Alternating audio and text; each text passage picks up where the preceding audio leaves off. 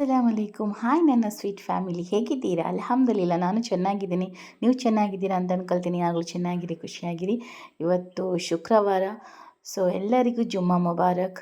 ಆಮೇಲೆ ನಾನು ಇವತ್ತು ವೈಟ್ ಪಲಾವ್ ಅಂತ ಹೇಳ್ಬೋದು, ಎಕ್ಕಿನಿ ಪಲಾವ್ ಅಂತ ಹೇಳ್ಬೋದು, ವೈಟ್ ಬಿರಿಯಾನಿ ಅಂತಲೂ ಹೇಳ್ಬೋದು. ನಾನು ಮಟನ್ ವೈಟ್ ಬಿರಿಯಾನಿ ಮಾಡ್ತಾಯಿದ್ದೀನಿ. ತುಂಬ ಸಿಂಪಲ್ ಆಗಿದೆ, ತುಂಬ ಟೇಸ್ಟಿ ಆಗುತ್ತೆ. ಟ್ರೈ ಮಾಡಿ, ಖಂಡಿತವಾಗೂ ನಿಮಗೆ ಇಷ್ಟ ಆಗ್ಬೋದು. ಸೊ ನಾನಿವತ್ತು ಮಟನಿದ್ದು ಬಿರಿಯಾನಿ ಮಾಡಿ ತೋರಿಸ್ತಾ ಇದ್ದೇನೆ. ವೈಟ್ ಕಲರ್ ಬಿರಿಯಾನಿ ಅಂದರೆ ಎಕ್ಕಿನಿ ಪಲಾವ್ ಅಂತಲೂ ಹೇಳ್ತಾರೆ, ವೈಟ್ ಬಿರಿಯಾನಿ ಅಂತಲೂ ಹೇಳ್ತಾರೆ. ತುಂಬ ಟೇಸ್ಟಿಯಾಗಿದೆ. ಮಸಾಲ ರುಬ್ಬಬೇಕು ಅದು ಇದು ಅಂತಲೂ ಇಲ್ಲ, ಫುಲ್ ಈಸಿಯಾಗಿ ತುಂಬ ಟೇಸ್ಟಿಯಾದ ಬಿರಿಯಾನಿ. ಒಂದು ಸತಿ ಟ್ರೈ ಮಾಡಿ. ಇದು ಮಟನ್ ತೆಗೆದಿದ್ದೇನೆ, ಇದನ್ನು ನಾನು ಕ್ಲೀನ್ ಮಾಡಿದ್ದೇನೆ. ಇದರಲ್ಲಿ ಸ್ವಲ್ಪ ಚರ್ಬಿನೂ ಇದೆ, ಮುಳ್ಳು ಇದೆ, ಮಿಕ್ಸ್ ಇದೆ. ಯಾಕಂದರೆ ಸ್ವಲ್ಪ ಚರ್ಬಿ ಮುಳ್ಳು ಎಲ್ಲ ಇದ್ದರೆ ಬಿರಿಯಾನಿ ಸ್ವಲ್ಪ ಟೇಸ್ಟಿಯಾಗಿ ಬರುತ್ತೆ. ಸೊ ಆಮೇಲೆ ನಾನು ಹಾಕ್ತಾಯಿದ್ದೇನೆ ಇದಕ್ಕೆ ಗರಂ ಮಸಾಲ ಎಲೆ ಒಂದು 5-6 ಹಾಕ್ತಾಯಿದ್ದೇನೆ, 1 kg ಇದು. ಆಮೇಲೆ ನೋಡಿ, ಇದು ಒಂದು 2 ಚಮಚದಷ್ಟು ದೊಡ್ಡ ಚಮಚದಲ್ಲಿ ಕೊತ್ತಂಬರಿ, ಆಮೇಲೆ ಸ್ವಲ್ಪ ಗರಂ ಮಸಾಲೆ ಎಲ್ಲ ಉಂಟು. ನಿಮಗೆ ಯಾವುದು ಇಷ್ಟ ಅದು ಹಾಕ್ಬೋದು. ನಮ್ಮ ಮನೇಲಿ ಸ್ವಲ್ಪ ಗರಂ ಮಸಾಲೆ ಸ್ಮೆಲ್ ಕಡಿಮೆ ತಿನ್ನೋದು, ಅದಕ್ಕೆ ನಾನು ಜಾಸ್ತಿ ಗರಂ ಮಸಾಲೆ ಎಲ್ಲ ಹಾಕಲಿಲ್ಲ. ಸ್ವಲ್ಪ ಕೆತ್ತೆ, ಲವಂಗ, ಆಮೇಲೆ ಸ್ವಲ್ಪ ಗಸಗಸೆ ಹಾಕಿದ್ದೇನೆ. ಮತ್ತು ಪೆಪ್ಪರ್ 1 ಚಮಚದಷ್ಟು, 2 ಚಮಚದಷ್ಟು ಬಡೆ ಸೊಪ್ಪು, ಮತ್ತು 2 ಚಮಚದಷ್ಟು ಜೀರಿಗೆ. ಇದನ್ನೆಲ್ಲ ಹಾಕಬೇಕು, ರುಬ್ಲಿಕ್ಕೆ ಅಂತ ಇಲ್ಲ, ಇಡೀನೇ ಹಾಕ್ಕೊಡಿ. ಆಮೇಲೆ ನಾನು ರುಚಿಗೆ ಬೇಕಷ್ಟು ಉಪ್ಪು ಹಾಕ್ತಾ ಇದ್ದೇನೆ. ನೋಡಿ, 1 ಕಪ್ಪಷ್ಟು ಮೊಸರು ಹಾಕ್ತಾ ಇದ್ದೇನೆ.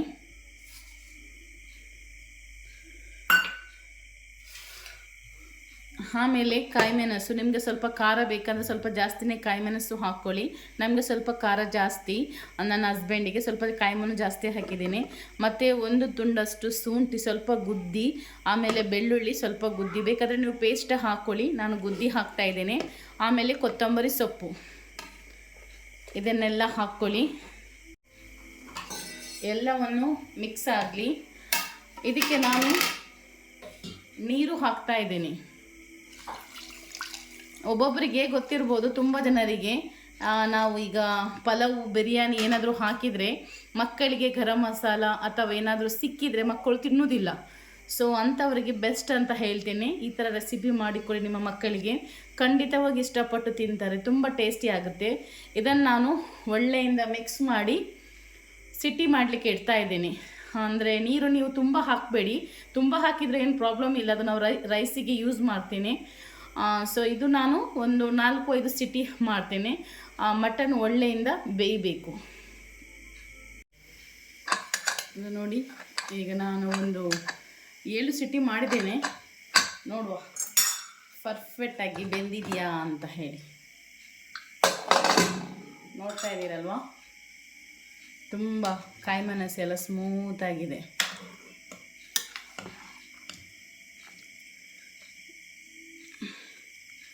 ಬೆಂದಿದೆ. ಈಗ ನಾನು ಇದನ್ನು ನೀರು ತೆಗಿತಾ ಇದ್ದೇನೆ. ನೀರು ಇದನ್ನು ಮಟನ್ ಬೇರೆ ಮಾಡ್ಕೊಳ್ಳಿ, ನೀರು ಬೇರೆ ಮಾಡ್ಕೊಳ್ಬೇಕು. ನೀರು ಯಾವ ಥರ ತೆಗಿಬೇಕಂದ್ರೆ, ನಾವು ಚಹಾ ಇದು ಮಾಡ್ತೇವಲ್ವ, ಅದರಲ್ಲಿ ತೆಗಿಬೇಕು.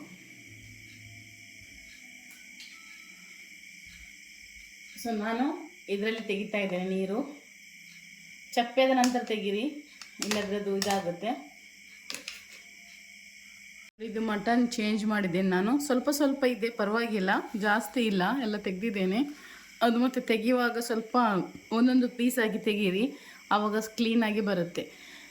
ಮಕ್ಕಳಿಗೆ ಬಾಯಲ್ಲಿ ಸಿಕ್ಕಿದರೆ ಮಕ್ಕಳು ತಿನ್ನೋದಿಲ್ಲ, ತುಂಬ ಜನ ಮಕ್ಕಳು. ನೋಡಿದರೆ ನಾನು ನೀರು ಸಹ ತೆಗೆದಿಟ್ಟಿದ್ದೇನೆ ಮಟನಿದ್ದು ತೆಗೆದು. ಆಮೇಲೆ ಇದು ನಾವು ತೆಗೆಯುವಾಗ ಒಂದೊಂದು ಪೀಸಾಗಿ ತೆಗಿಬೇಕು, ಆವಾಗ ಅದು ಸ್ವಲ್ಪ ಕಡಿಮೆ ಬರುತ್ತೆ, ಇಷ್ಟೆಲ್ಲ ಬರೋದಿಲ್ಲ. ಸೊ ಈಗ ನಾನು ರೈಸ್ ಮಾಡುವ. ಇದು ಎಣ್ಣೆ ಹಾಕಿದ್ದೀನಿ, ಪಾತ್ರೆ ಸ್ವಲ್ಪ ದೊಡ್ಡದೇ ಇಟ್ಕೊಂಡಿದ್ದೀನಿ, ಯಾಕಂದರೆ ಅದು ರೈಸ್ ಸ್ವಲ್ಪ ಬಿಡಿ ಬರುತ್ತೆ. ಚಿಕ್ಕ ಪಾತ್ರೆ ಇಡಬೇಡಿ, ಸ್ವಲ್ಪ ದೊಡ್ಡ ಪಾತ್ರೆ ಇಟ್ಕೊಳ್ಳಿ. ನಾನೀಗ ಈರುಳ್ಳಿ ಹಾಕ್ತಾ ಇದ್ದೀನಿ. ಇದು ನಾವು ಹಾಸ್ಟೆಲಲ್ಲಿ ಇರ್ತೇವೆ, ಆವಾಗ ಮಾಡಲಿಕ್ಕೆ ಬಿರಿಯಾನಿ ಎಲ್ಲ ಮಾಡಲಿಕ್ಕೆ ಇಷ್ಟ ಆಗುತ್ತೆ, ಅಂಥವರಿಗೆಲ್ಲ ಬೆಸ್ಟ್ ಅಂತ ಹೇಳ್ಬೋದು. ಯಾಕಂದರೆ ಇದು ತುಂಬ ಹೊತ್ತು ಮಿಕ್ಸರಲ್ಲಿ ಇದೆಲ್ಲ ಮಾಡಲಿಕ್ಕಿಲ್ಲ, ರುಬ್ಲಿಕ್ಕೆಲ್ಲ ಇಲ್ಲ, ಈಸಿ ಆಗುತ್ತೆ. ಜಾಸ್ತಿ ಫ್ರೈ ಆಗೋದು ಬೇಡ, ಸ್ವಲ್ಪ ಎಲ್ಲೋ ಕಲರ್ ಸಾಕು.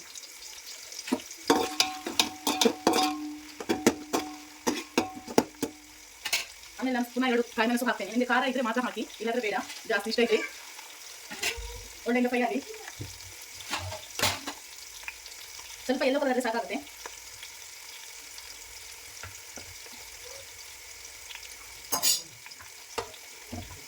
ತುಂಬ ಟೇಸ್ಟಿ ಆಗುತ್ತೆ, ಟ್ರೈ ಮಾಡಿ ಒಂದ್ಸತಿ, ಸ್ಕಿಪ್ ಮಾಡಬೇಡಿ.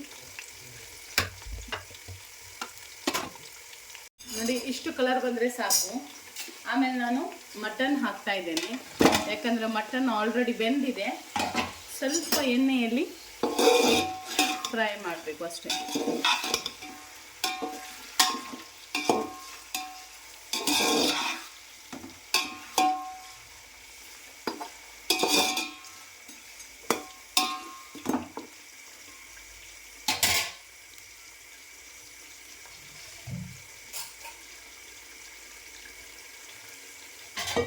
ಆಮೇಲೆ ನಾನು ಮಟನ್ನಿಂದ ತೆಗೆದ ನೀರು ಹಾಕ್ತಾ ಇದ್ದೇನೆ.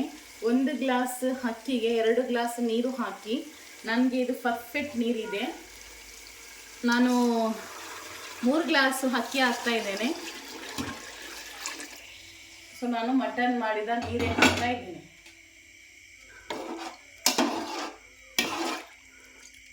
ಇದು ಬಾಯ್ಲ್ ಆಗಲಿ.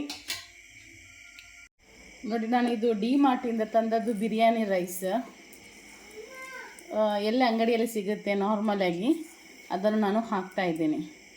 1 ಗ್ಲಾಸ್ ಅಕ್ಕಿಗೆ 2 ಗ್ಲಾಸ್ ನೀರು ಹಾಕ್ತಾ ಇದ್ದೇನೆ. ಸ್ವಲ್ಪ ಗಾಯ ಆಗಿದೆ ಕೈಯಲ್ಲಿ.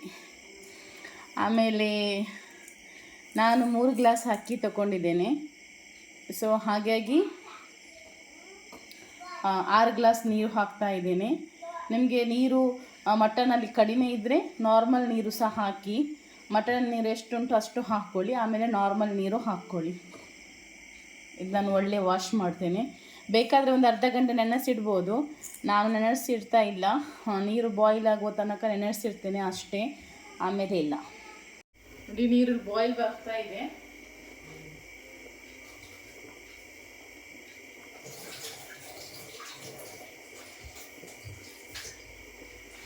ಈ ಟೈಮಲ್ಲಿ ನಾನು ಅಕ್ಕಿಯನ್ನು ಹಾಕ್ತಾ ಇದ್ದೇನೆ. ಗ್ಯಾಸ್ ಫಾಸ್ಟ್ ಇಟ್ಕೊಳ್ಳಿ, ಸ್ಲೋ ಮಾಡಬೇಡಿ.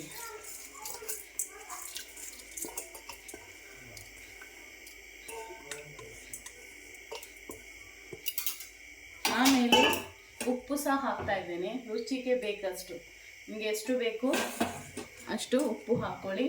ಉಪ್ಪು ಕಡಿಮೆ ಮಾಡಬೇಡಿ, ಇಲ್ಲಾಂದರೆ ಟೇಸ್ಟಿ ಆಗಲ್ಲ. ನೋಡಿ, ನಾನು 1 ಕಪ್ಪಷ್ಟು, 1 ದೊಡ್ಡ ಗ್ಲಾಸಷ್ಟು ಬಿಸಿ ಮಾಡಿ ತಣ್ಣಗಿದ ಹಾಲು ಹಾಕ್ತಾ ಇದ್ದೇನೆ. ಇದರಿಂದ ವೈಟ್ ಕಲರ್ ಆಗುತ್ತೆ ಮತ್ತು ತುಂಬ ಟೇಸ್ಟಿ ಆಗುತ್ತೆ. ಟ್ರೈ ಮಾಡಿ ಖಂಡಿತವಾಗ್ಲೂ. ಆಮೇಲೆ ನೋಡಿ, ಈ ಥರ ಮಿಕ್ಸ್ ಮಾಡಿದರೆ ಆಯಿತು. ನಾವೀಗ ವೈಟ್ ಬಿರಿಯಾನಿ ಮಾಡ್ತಾ ಇದ್ದೇವಲ್ವಾ, ಕ್ರೀಮಿಯಾಗಿ ಒಳ್ಳೆ ಟೇಸ್ಟ್ ಆಗುತ್ತೆ. ಆಮೇಲೆ ಈ ಟೈಮಲ್ಲಿ ಉಪ್ಪು ಎಲ್ಲ ನೋಡ್ಕೊಳ್ಳಿ. ಖಾರ ಸ್ವಲ್ಪ ಕಡಿಮೆ ಇದ್ದರೆ ಕಾಯಿ ಮೆಣಸು ಹಾಕ್ಕೊಳ್ಳಿ. ಉಪ್ಪು ಎಲ್ಲ ಕಡಿಮೆ ಇದ್ದರೆ ಸ್ವಲ್ಪ ಉಪ್ಪು ಹಾಕ್ಕೊಳ್ಳಿ. ಈಗ ಒಳ್ಳೆಯಿಂದ ಬಾಯ್ಲ್ ಬರಲಿ. ಗ್ಯಾಸ್ ಫಾಸ್ಟೇ ಇರಲಿ, ಗ್ಯಾಸನ್ನು ಕಡಿಮೆ ಮಾಡಬೇಡಿ. ನೋಡಿ, ಬಾಯ್ಲ್ ಆಗ್ತಾ ಇದೆ. ಗ್ಯಾಸ್ ಫಾಸ್ಟೇ ಇದೆ, ಗ್ಯಾಸನ್ನು ಸ್ಲೋ ಇಟ್ಕೊಳ್ಬೇಡಿ. ಈ ಟೈಮಲ್ಲಿ ನಾನು ಕೊತ್ತಂಬರಿ ಸೊಪ್ಪನ್ನು ಹಾಕ್ತಾ ಇದ್ದೇನೆ. ಪುದೀನ ಇದ್ದರೆ ಪುದೀನ ಹಾಕ್ಕೊಳ್ಳಿ. ನನ್ನ ಹತ್ರ ಪುದೀನ ಇರಲಿಲ್ಲ, ಯಾಕಂದರೆ ನಾನು ಮಟನ್ನಿದ್ದು ವೈಟ್ ಬಿರಿಯಾನಿ ಮಾಡೋದು ಅಂತ ಇರಲಿಲ್ಲ. ನನ್ನ ಹಸ್ಬೆಂಡ್ ನನಗೆ ಕಾಲ್ ಮಾಡಿ ಹೇಳಿದರು ಮಟನ್ನಿದ್ದು ವೈಟ್ ಬಿರಿಯಾನಿ ಮಾಡಿಕೊಡು ಅಂತ. ಸೊ ಅದಕ್ಕೋಸ್ಕರ ಅವರ ಮನಸ್ಸು ನೋಯಿಸಬಾರ್ದು ಅಂತ ಹೇಳಿ ನಾನು ಅವರು ಯಾವಾಗಲೂ ರೆಸಿಪಿ ಮಾಡುವ ಮುಂಚೆ ನನ್ನ ಹಸ್ಬೆಂಡ್ಗೆ ಕಾಲ್ ಮಾಡಿ ಕೇಳ್ತೀನಿ ಇವತ್ತು ಏನು ಮಾಡಬೇಕು ಅಂತ. ಅವರು ಏನು ಹೇಳ್ತಾರೆ ಅದನ್ನು ನಾನು ಮಾಡಿ ಇಡ್ತೇನೆ. ಬೆಳಗ್ಗೆಯಿಂದ ಸಾಯಂಕಾಲ ಕೆಲಸ ಮಾಡ್ತಾರೆ, ರಾತ್ರಿ ಬರುವಾಗ ಒಳ್ಳೆ ಅವರದ್ದು ಫೇವ್ರೆಟ್ ಇದ್ದರೆ ಅವ್ರಿಗೂ ಖುಷಿ ಆಗುತ್ತೆ ಅಲ್ವಾ ಅಂತ. ಮತ್ತು ಇಲ್ಲಿ ನಮ್ಮ ಅಂಗಡಿ ಹತ್ತಿರ ಪುದೀನ ಸೊಪ್ಪು ಇರಲಿಲ್ಲ, ಮತ್ತು ಪೇಂಟ್ ತುಂಬ ದೂರ ಇದೆ, 60 ರೂಪಾಯಿ ಕೊಡಬೇಕು ರಿಕ್ಷಾಗೆ ಹೋಗಿ. ಅದಕ್ಕೆ ಒಂದು ಪುದೀನ ಕಟ್ಟಿಗೆ ಪೇಂಟಿಗೆ ಹೋಗಬೇಡ ಅಂತ ಹೇಳಿ ನಾನು ಪುದೀನ ಸೊಪ್ಪು ಹಾಕಲಿಲ್ಲ. ನಿಮ್ಮ ಹತ್ರ ಇದ್ದರೆ ನೀವು ಹಾಕಿ, ಇಲ್ಲಾದರೆ ಬೇಡ, ನನ್ನ ಥರನೇ ಮಾಡಿ. ತುಂಬ ಟೇಸ್ಟಿ ಆಗುತ್ತೆ, ಟ್ರೈ ಮಾಡಿ ಖಂಡಿತ. ಮತ್ತು ತುಂಬ ಸತಿ ಈ ಥರ ಚಮಚ ಹಾಕ್ಕೊಳ್ತಾ ಇರಬೇಡಿ. ಏನಾಗುತ್ತೆ ಅಂದರೆ ಅಕ್ಕಿ ಒರೆದೋಗುತ್ತೆ. ಇದು ದಮ್ಮಲ್ಲಿ ಅಂದರೆ ತುಂಬ ಬೇಯಲಿ, ಗ್ಯಾಸ್ ಫಾಸ್ಟೇ ಇರಲಿ, ಸ್ಲೋ ಮಾಡಬೇಡಿ. ಇಲ್ಲಾದರೆ ರೈಸ್ ಒಂದಿಗೆ ಒಂದು ಅಂಟಾಗುತ್ತೆ, ಆಮೇಲೆ ಬೇಗ ಬೇಯುತ್ತೆ.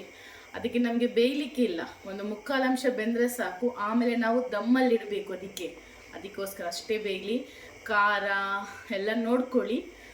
ಟೊಮೆಟೊ ಏನೂ ಹಾಕಲಿಕ್ಕೆ ಇಲ್ಲ ನಮ್ಮ ಬಿರಿಯಾನಿಗೆ, ಯಾಕಂದರೆ ನಾವು ಮೊಸರು ಹಾಕಿದ್ದೇವೆ. ಅದಲ್ಲದೆ ನಾವು ವೈಟ್ ಬಿರಿಯಾನಿ ಮಾಡೋದು, ಟೊಮೆಟೊ ಹಾಕಲಿಕ್ಕೆ ಇಲ್ಲ. ಇದು ತುಂಬ ಬೇಗನೂ ಆಗುತ್ತೆ, ಈಸಿ ಆಗುತ್ತೆ, ಆಮೇಲೆ ತುಂಬ ಟೇಸ್ಟಿ ಆಗುತ್ತೆ. ನಿಮ್ಮ ಮನೆ ಒಳಗಡೆ ಎಲ್ಲ ಪರಿಮಳ ಬರ್ತಾ ಇದೆ. ಈಗ ಬಾಯ್ಲ್ ಬರುವಾಗ ತುಂಬಾ ಒಳ್ಳೆ ಪರಿಮಳ ಬರುತ್ತೆ. ಮತ್ತು ಈಗ ಜೀರಿಗೆ ಅದು ಬಡೆ ಸೊಪ್ಪೆಲ್ಲ ಹಾಕಿದೆ ನೋಡಿ, ಅದು ಬಾಯ್ಲ್ ಆಗಿ ಮಟನ್ ಸಹ ಬೆಂದಿದೆ. ಅದರ ಒಳಗಡೆ ಇದ್ದದ್ದು ಎಲ್ಲ ಎಂಥ ಅಂಶ ಎಲ್ಲ ಇದೆ, ಅದೆಲ್ಲ ನೀರಿಗೆಲ್ಲ ಸ್ಪ್ರೆಡ್ ಆಗಿದೆ. ಅದಕ್ಕಾಗಿ ನನಗೆ ಇದಕ್ಕೆ ಹಾಕಬೇಕಂತ ಇಲ್ಲ. ಮಕ್ಕಳು ಮತ್ತು ಕೈಯಲ್ಲಿ ಬಾಯಲ್ಲಿ ಸಿಕ್ಕಿದ್ರೆ ಮತ್ತೆಲ್ಲ ಬಿಸಾಡ್ತಾರೆ. ನನ್ನ ಮಕ್ಕಳು ದೊಡ್ಡ ಇದ್ದಾರೆ, ಚಿಕ್ಕವನು ಬಿಸಾಡ್ತಾನೆ, ದೊಡ್ಡವರು ತಿಂತಾರೆ, ಹಾಗೇನಿಲ್ಲ. ಸೊ ಈಗ ಸ್ವಲ್ಪ ಮೆಲ್ಲೆ ಚಮಚ ಹಾಕಬೇಕು ಅಷ್ಟೇ, ಇಷ್ಟು ಥರ ಜಸ್ಟ್. ಗ್ಯಾಸನ್ನು ಫಾಸ್ಟ್ ಇರಲಿ, ಸ್ಲೋ ಮಾಡಬೇಡಿ, ಅದೊಂದು ನೆನಪಿಟ್ಕೊಳ್ಳಿ. ಒಳ್ಳೆಯಿಂದ ಬಾಯ್ಲ್ ಆಗಲಿ. ನೋಡಿ ಈಗ ನೀರು ತುಂಬ ಕಡಿಮೆ ಆಗಿದೆ. ಗ್ಯಾಸನ್ನು ನಾನು ಫಾಸ್ಟ್ ಇಟ್ಟಿದ್ದೇನೆ, ಸ್ಲೋ ಮಾಡಲಿಲ್ಲ. ಸೊ ಈಗ ನೋಡಿ ಮುಕ್ಕಾಲು ಅಂಶ ಬೆಂದಿದೆ, ಬೇಯಲಿಲ್ಲ. ಸೊ ಇಷ್ಟು ಈಗ ಬೇಯುವ ತನಕ ಕರೆಕ್ಟ್ ಆಗುತ್ತೆ ನೀರು. ಆಮೇಲೆ ನನಗೆ ಒಬ್ಬರು ಮುಸ್ಕಾನು ಹೇಳುವವರು ತುಂಬಾ ಕಮೆಂಟ್ ಮಾಡ್ತಾ ಇದ್ದಾರೆ, ಹಿಂದಿಯಲ್ಲಿ ವಿಡಿಯೋ ಹಾಕಿ ಅಂತ ಹೇಳಿ ರಿಕ್ವೆಸ್ಟ್ ಸಹ ಮಾಡ್ತಾ ಇದ್ದಾರೆ. ನಿಮ್ಮ ರೆಸಿಪಿ ನನಗೆ ತುಂಬ ಇಷ್ಟ ಆಗುತ್ತೆ, ಬಟ್ ಒಂದೊಂದು ರೆಸಿಪಿ ನನಗೆ ನೀವು ಹೇಳೋದು ಅರ್ಥ ಆಗೋದಿಲ್ಲ ಅಂತ ಹೇಳಿ.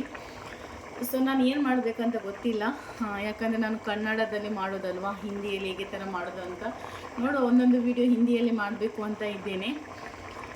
ಸೊ ಹಾಗೆ ಈಗ ನೋಡಿ, ಈ ಟೈಮಲ್ಲಿ ನಾನು ಇದಕ್ಕೆ ಮನೆಯಲ್ಲಿ ಮಾಡಿದ ತುಪ್ಪ, ನಿಮಗೆ ಗೊತ್ತಿರ್ಬೋದು, ನಾನು ಹೊರಗಿದ ತುಪ್ಪ ತಗೊಂಡು ಬರಲ್ಲ, ತುಂಬ ಕಡಿಮೆ.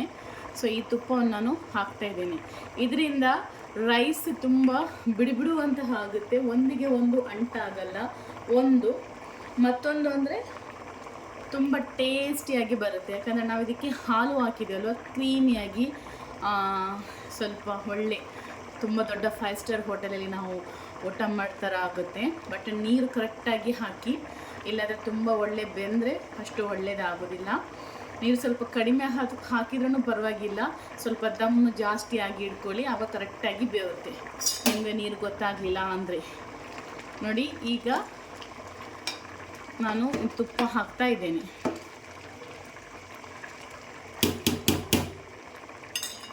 ಸೊ ಈ ಟೈಮಲ್ಲಿ ನಾನು ತುಪ್ಪವನ್ನು ಈ ಥರ ರೌಂಡಾಗಿ ಹಾಕ್ತಾ ಇದ್ದೇನೆ. ತುಪ್ಪ ಸ್ವಲ್ಪ ಜಾಸ್ತಿನೇ ಹಾಕಿ, ತುಂಬ ಟೇಸ್ಟಿ ಆಗುತ್ತೆ. ಸೊ ಈಗ ನಾನು ಗ್ಯಾಸನ್ನು ಸ್ಲೋ ಮಾಡಿ ಇಡ್ತೇನೆ, ಗ್ಯಾಸನ್ನು ನಾನು ಫಾಸ್ಟು ಇಡಲ್ಲ. ಈಗ ಅದು ನೀರೆಲ್ಲ ಫುಲ್ ಕಂಪ್ಲೀಟ್ ಹೋಗಲಿ, ಆಮೇಲೆ ಸ್ಲೋ ಆಗಿ ಇಡ್ತೇನೆ. ದಮ್ಮಲ್ಲಿ ಇಡಬೇಕು.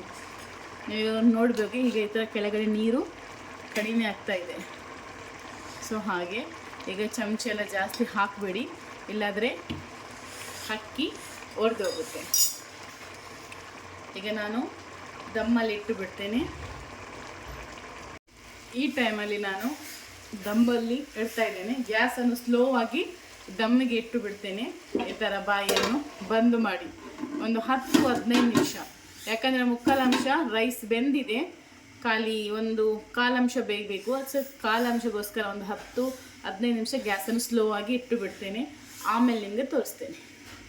ನೋಡಿ ಯಾವ ಥರ ಬಿರಿಯಾಗಿ ಬಂದಿದೆ ಅಂತ, ಒಂದಿಗೆ ಒಂದು ಅಂಟೇನು ಇಲ್ಲ. ರೈಸ್ ತುಂಬ ಟೇಸ್ಟಿ ಆಗುತ್ತೆ, ಟ್ರೈ ಮಾಡಿ. ನಿಮಗೆ ಹಾಲು ಹಾಕಲಿಕ್ಕೆ ಇಷ್ಟ ಇಲ್ಲ ಅಂದರೆ ಪರವಾಗಿಲ್ಲ, ಸ್ವಲ್ಪ ಕಲರ್ ಡಿಮ್ಮು ಬರ್ಬೋದು ಅಷ್ಟೇ. ಹಾಲು ಹಾಕಿದರೆ ಹಾಕಿ, ಇಲ್ಲಾಂದರೆ ಬೇಡ. ತುಂಬ ಟೇಸ್ಟಿ ಆಗುತ್ತೆ ನಮ್ಮ ಮಟನ್ ವೈಟ್ ಬಿರಿಯಾನಿ. ಇದಕ್ಕೆ ಪಲಾವ್ ಅಂತ ಹೇಳ್ತಾರೆ, ಎಕ್ಕನಿ ಅಂತ ಹೇಳ್ತಾರೆ, ಬಿರಿಯಾನಿ ಅಂತ ಹೇಳ್ತಾರೆ. ಯಾವುದು ಹೆಸರು ಇಡ್ತೀರೋ ಆ ಹೆಸರು ಅಷ್ಟೇ.